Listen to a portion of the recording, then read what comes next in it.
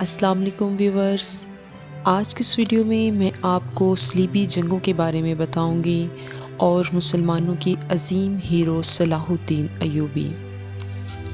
ناظرین، یہ صلیبی جنگیں کیا تھیں، کب شروع ہوئیں اور ان کے پیچھے کیا ہسٹری تھی؟ تو میں آپ کو بتاتی چلوں۔ 1095 میں بازنطینی سلطنت کے عیسائی بادشاہ الیکسیس I نے اس وقت کے پوپ سے مسلمان سلجوقی ترکوں کے خلاف مدد کی اپیل کی۔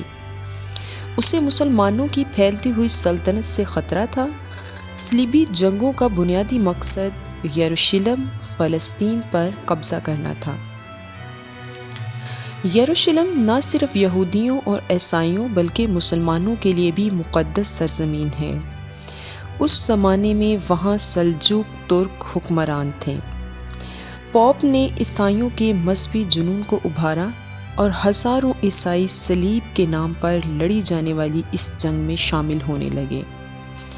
1099 میں ہونے والی پہلی صلیبی جنگ کے دوران انہوں نے 6 ہفتے تک جاری رہنے والے سخت محاصرے کو توڑ کر یروشلم پر قبضہ کر لیا۔ صلیبی افواج نے ہزاروں مسلمانوں کو بے رحمی سے قتل کیا۔ مسلمان اس وقت فاطمی اور عباسی خلافت کی صورت میں منقسم تھے۔ بعد ازاں مسلمانوں نے عماد الدین زنگی اور اس کے بیٹے نور الدین زنگی کی سربراہی میں متحد ہونا شروع کیا۔ 1047 اور 1048 کے دوران ہونے والی دوسری صلیبی جنگ میں مسلمانوں نے عیسائیوں سے کئی مقبوضہ علاقے واپس لے لیے۔ 1189 سے 1192 کے دوران مصر کے سلطان صلاح الدین ایوبی نے مسلمانوں کو متحد کیا اور یروشلم کو عیسائیوں کے قبضے سے واپس حاصل کر لیا۔ ان صلیبی جنگوں کا سلسلہ 1272 تک جاری رہا۔ ناظرین، اب میں آپ کو مسلمانوں کے عظیم حکمران، مجاہد، سپہ سالار اور ہیرو کے بارے میں بتاؤں گی جنہیں تاریخ میں صلاح الدین ایوبی کے نام سے یاد کیا جاتا ہے۔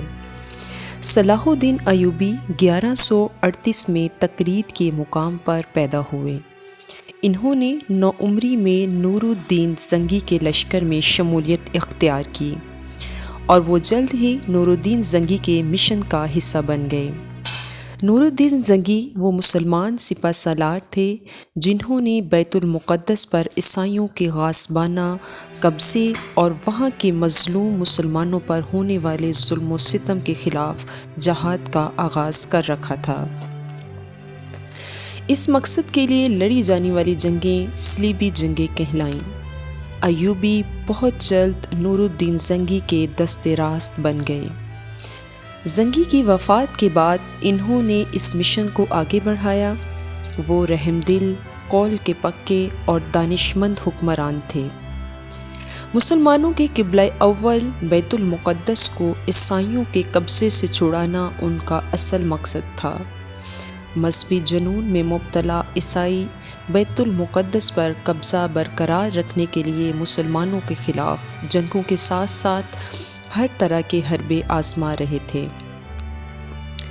1187 میں طبریہ، جسے اب فلسطین بھی کہا جاتا ہے، اس کے مقام پر لڑی جانے والی جنگ حتین آخری جنگ ثابت ہوئی اور سلطان ایوبی اور ان کے لشکر نے یروشلم فتح کر لیا۔